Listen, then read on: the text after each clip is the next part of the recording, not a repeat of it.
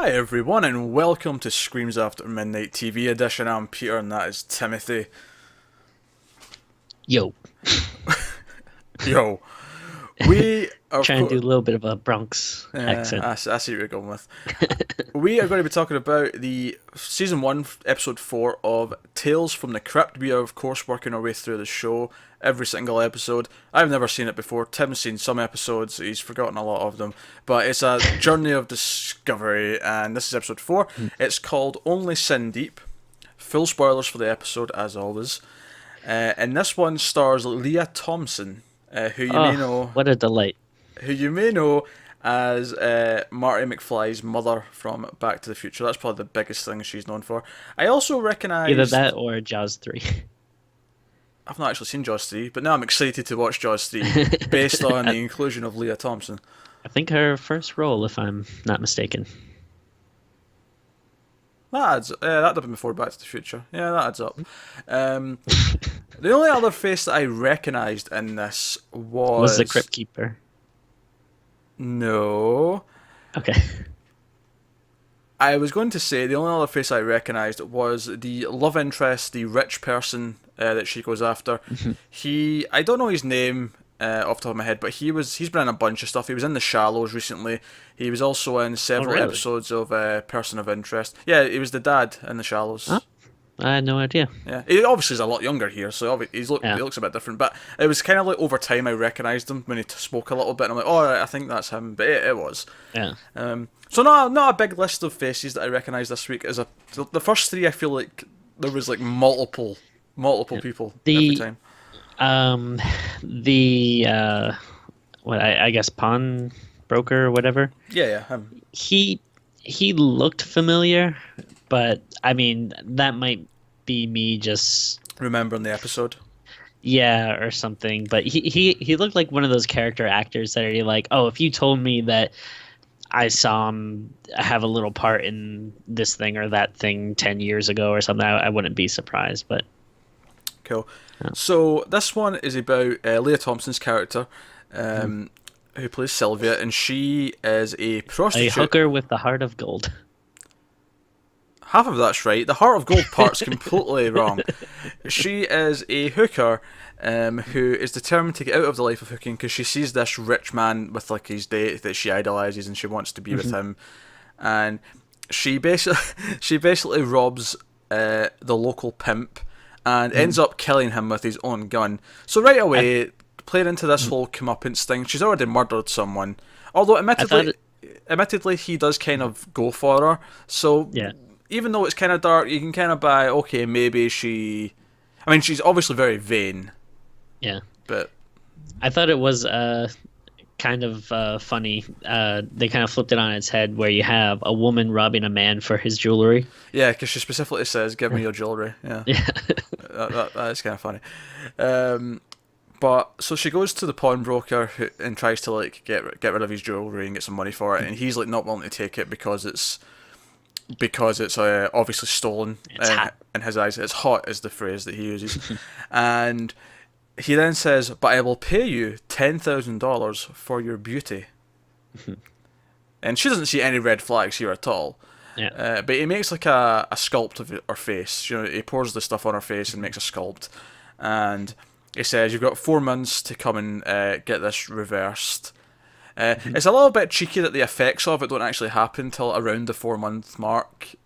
Yeah. Like, you know, because I feel like that's, kind of fair, because if it started happening like, a week in, she would probably be get right on top of it. I feel like, yeah, it has to kind of, I don't know if he specifically chose that or knows that time frame because that's when it's going to start working. Well, we see that he's done it before. We see like someone else come in who's clearly had the same thing happen to them, and we see that why he's doing it is because his dead wife, he's restoring her beauty, even though she's staying dead. She's still dead the entire time, but he makes he just her has her right in the back. Yeah, he's got her in a coffin in the back, and it's actually really stupid when you say it out loud like that. And, like, she's still lying there dead, but she looks like the Crypt Keeper when we first see her. But then once he's taken the beauty of someone, she's young and pretty again for a while, but still dead. She's still just lying there. Yeah. But I guess you can't jack off to your dead wife to your dead wife if she looks like a crypt keeper. So, fair enough. For some people. For most of us. So, but she goes to the party where the rich guy goes to on a regular basis, and like basically steals him away from his date and plays a bit hard to get. And like I actually thought it might take a twist here, and she might actually just not go with them. Like she just wanted to reject him. Like I for a second I thought that maybe what she wanted to do is just make him feel rejection for a change. But it cuts to 4 months later, right around the time of the, of course, the warranty, as it were, and we see that they're living together, and he's buying her lots of expensive jewelry, but she's starting to go ugly. Or old. She's starting to look older. Like, she's very quickly starting to like, get wrinkles and... Like, what's funny is, like, everyone, like, not just her, but, like, the doctor, the shopkeeper, the cop, everyone acts like she's like this hideous monster, and it's like she's just an old lady. Like she's just like she gets progressively worse, but it's just like wrinkles. It's like you wouldn't assume ugly, you would just assume, oh, you're old. Admittedly, if she said I'm 21, you'd be like, oh geez, what happened to you then? But she does just look an old lady. What is the effect?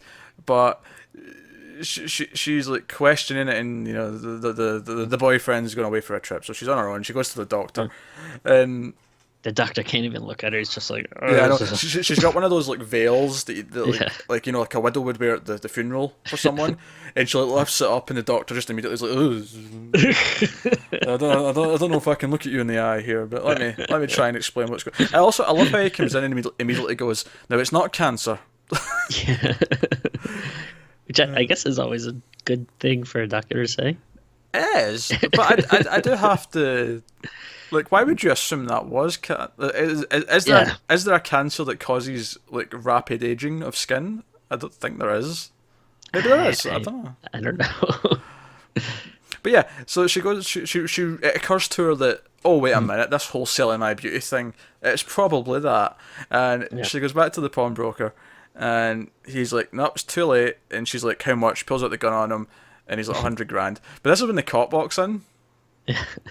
And she obviously puts the gun away, and she rushes off out of the store, and the cop like cracks this really inappropriate comment about her looking ugly, and it's just weird. Like, why she's just old?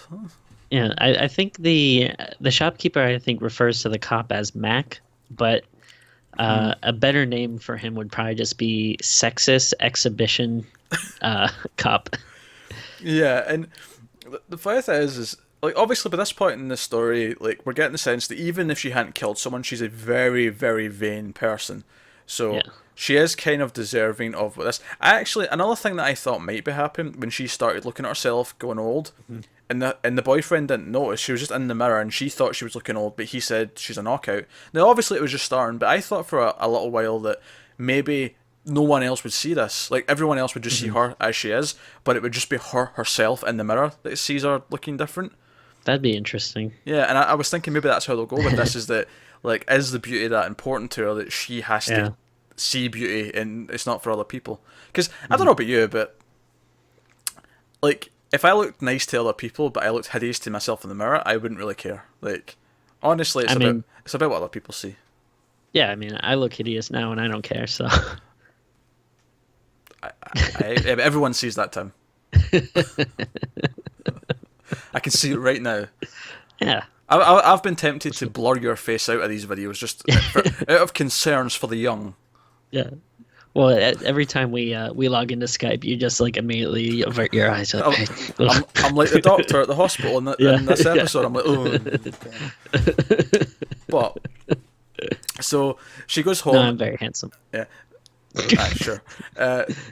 So she goes home and she starts like making it look as a robbery. She starts like smashing things and like taking things out of the drawers and taking all of the jewelry that he's bought her and all that. She's getting enough stuff so that it's over 100 grand worth of stuff.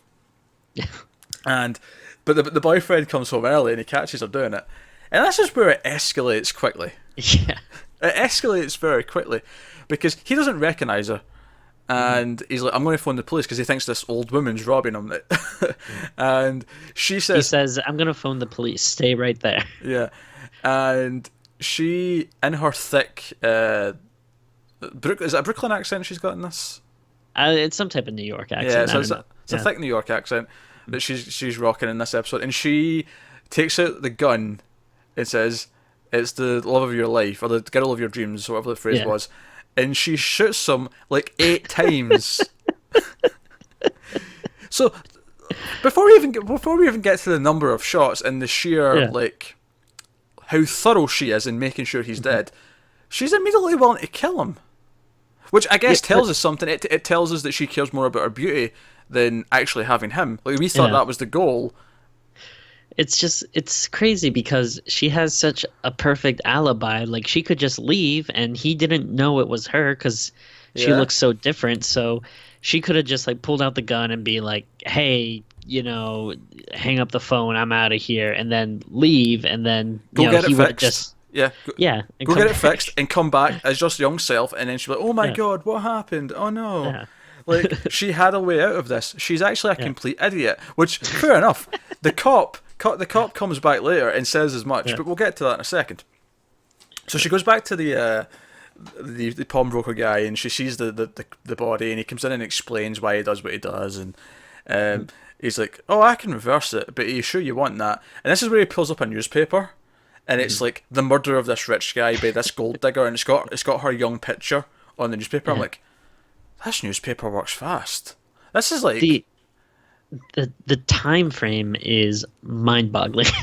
because even if like she did the robbery and murder the night before, and this was the morning, it's still like super quick.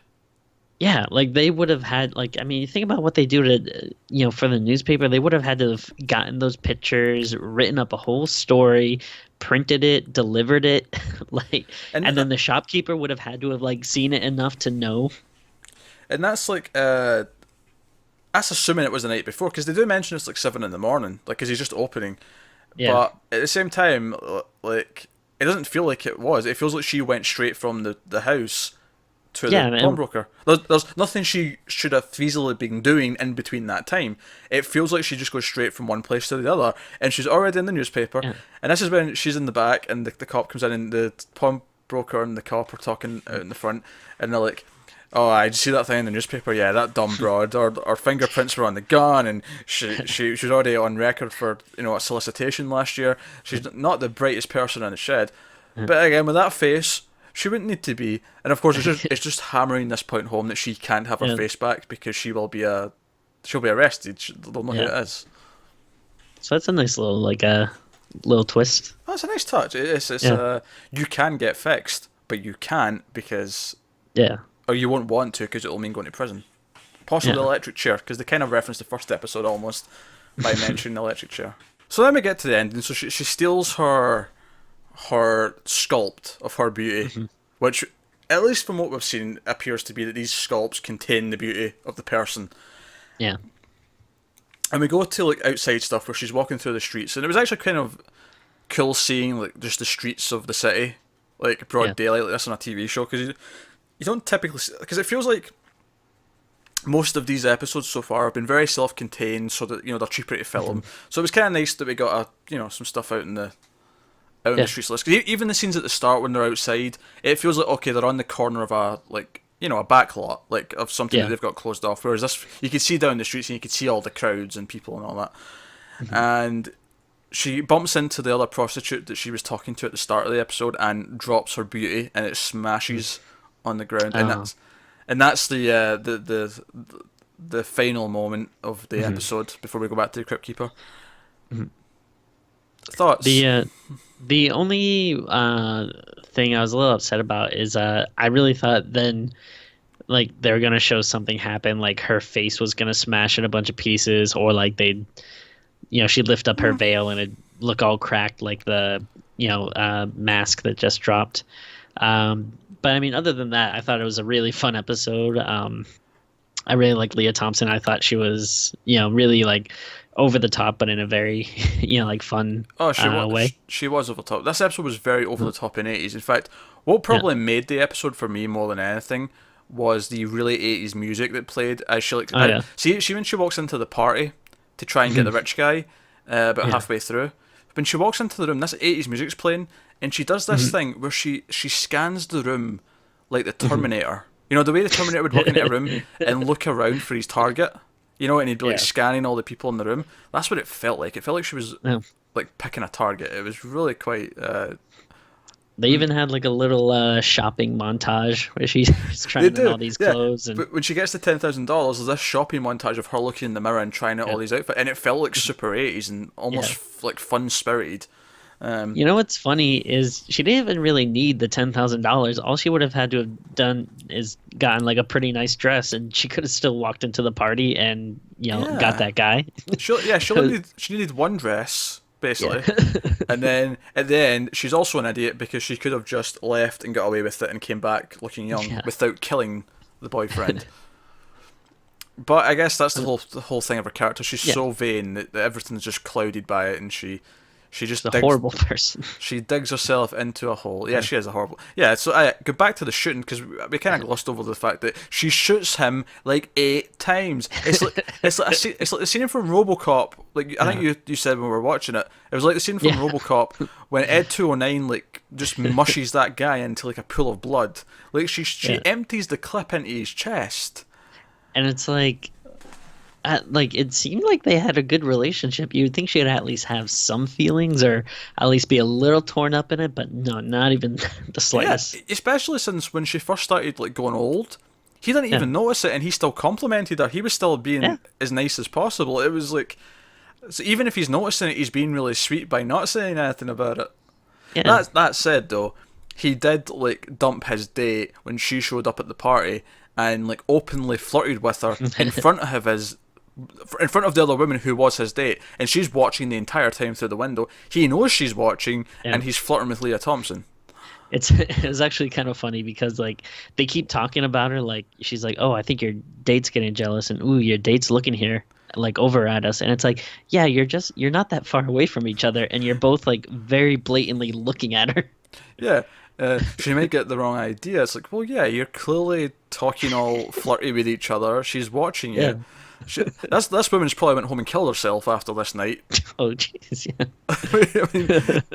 I mean, he literally said to her, "Oh, we don't actually hear what he said to her, but like, when he's like, because he notices Lea Thompson comes in after she's scanned the room like a Terminator, and he sort of makes an excuse to say, oh, I'm going to go and mingle with other guests, or I'm going to go and do stuff, and then she has to watch him flirt with this other woman for like an extended period of time, and they keep looking back at her and it's like, yeah, we know you're watching, we don't care. Yeah. And then he immediately leaves with her in the elevator.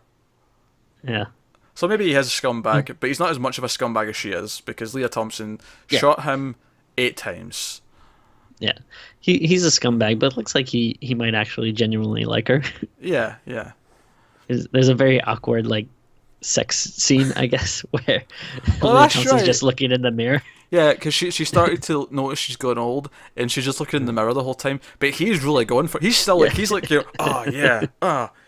He's like really into it, and he's doing her from behind, and he's really, really like, he's not slowing down. He's not, but she's just completely just staring at the mirror as if she feels nothing. It's, I don't know. It was a fun episode. It's I still probably like the first 2 the most, but. Mainly because I think whenever we get like the voodoo guy or the voodoo character who does this kind of thing, I'm never super interested in them.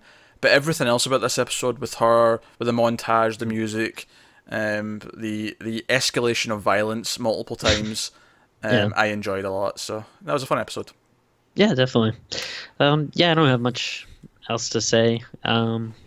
It's definitely not the best out of the 4 we've watched so far, but I think it has been a pretty consistent level of quality that, like, I haven't disliked any of them so far. I've had fun with each and every one. Yeah. So that'll wrap us up. This has been Streams After Midnight TV. We talk about Tales from the Crypt episode a week. We'll be back next week. Of course, we do movie reviews. Me and Tim do Streams After Midnight, the regular movie show, over on the Mild Fuzz Movies YouTube channel. So there'll be a link in the corner. Go and check that out. And obviously for October, we are doing a bunch of extra reviews. We're doing what we call the October-thon, where we do 3 reviews or more per week. So there'll be a ton of content going over up in that channel over the month of October. So check that out. Check out everything else that's on the channel and this channel. And that's about us, guys. So like and subscribe. Let us know what you thought of this episode of the show in the comments below. And keep watching some good scary TV. We will see you next